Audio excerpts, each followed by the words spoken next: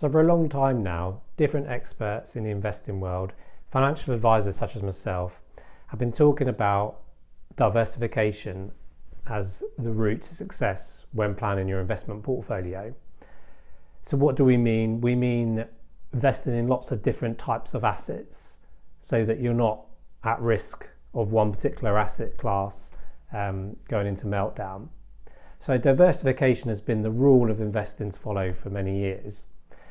But in recent years, you might have found that the returns from your investments that are in a diversified portfolio have actually been quite poor. So in this video, I want to explain what's been going on and whether a diversified approach is still the right approach to take with your investment portfolio. My name's Carl Roberts. I'm a financial advisor at RTS Financial Planning.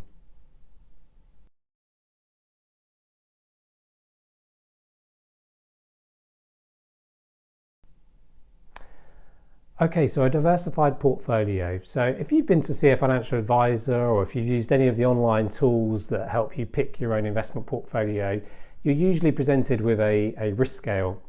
And what this risk scale refers to is usually volatility. So how volatile is your portfolio going to be?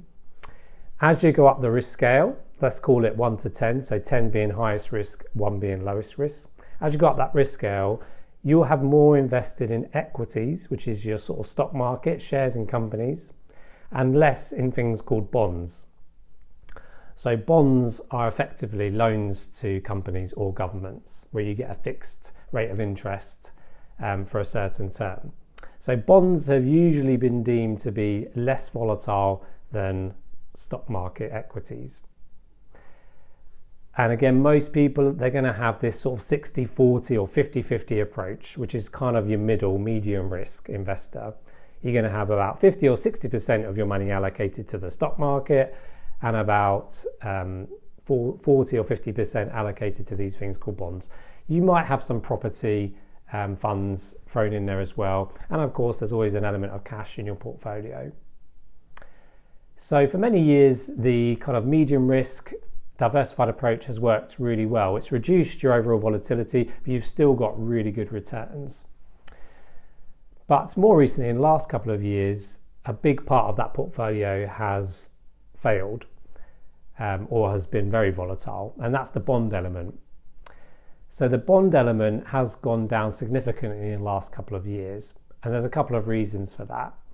The main one being inflation, because very high rates of inflation has led to very high rates of inflation has led to increased interest rates, the like we've not seen for some time.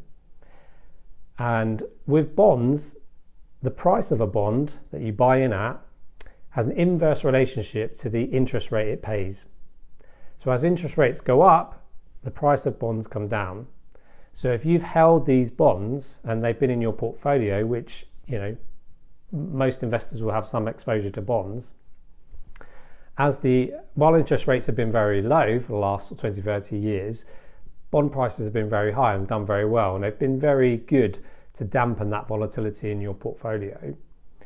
But now interest rates have climbed quite fast, quite quickly, bond prices have fallen off a cliff, and that's dragged down the returns of your portfolio. Also, equities, your stock market, shares and companies, they don't tend to like high interest rates either. If you think about it as a business owner and you want to build your new factory or invest into a new product line, you'll quite often take out a loan to invest into the business. If you constantly see interest rates going up and up and up, that debt is going to be a lot more expensive than it used to be. So companies will put off investing into new product lines and things, which again could reduce profitability down the long run. And then there's a feeling in the market that interest rates are good for cash, so why not park your money in cash, take it out of the stock market and put it in cash? So all these kind of things hit your stock market returns as well. So there's been a lot going on that's really sort of reduced the effect of a diversified portfolio. But is it still the right approach going forward? Well, what we're seeing in the market now is nothing new in terms of there's always been different scenarios that hit different types of assets in a different way. And the economy generally goes in cycles. So if we look back through the last 100 years, there's been some significant downturns in the bond market and the stock market as well. But what the evidence always shows is after these downturns, there's a significant rise in price and returns once we hit the bottom. So no one knows when the bottom of this kind of bond market drop is going to be. It will likely be once interest rates stop rising or the market perceives that interest rates aren't going to go up any further. And once we get to that stage, and if interest rates start coming down, then bond prices should go back up. So now's not the time to really go against the diversified portfolio approach. It's been tested and proven to work through hundreds of years of history. It's just one of those periods where you've just got to hold on and stick with the plan, essentially. There are a couple of things you could do just to make sure you're as efficient and your portfolio is still right for you. So the first thing you should do is reassess your portfolio and the allocation to all the different asset classes. Have you got the diversification right? Is it aligned with your long-term financial goals? Now, it could be that it needs to be realigned. It could be that now's a good time to rebalance the portfolio. Is it out of kilter?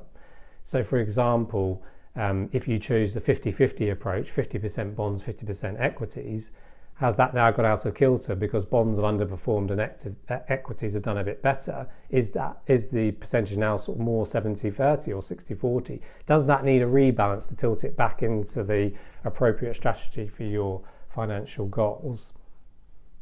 So to summarize, diversification is still a good thing. It is still the right route for the majority of people's portfolio, but it all depends on your long-term goals. That's the key thing first. What's your goal? How much risk or volatility are you prepared to take? And then build an appropriate portfolio based on those objectives. I hope you found this video useful. Please subscribe to the channel because there's a lot more videos coming, all different subjects on retirement, investments, pension planning, all that stuff, tax savings. So if you subscribe, you won't miss a video.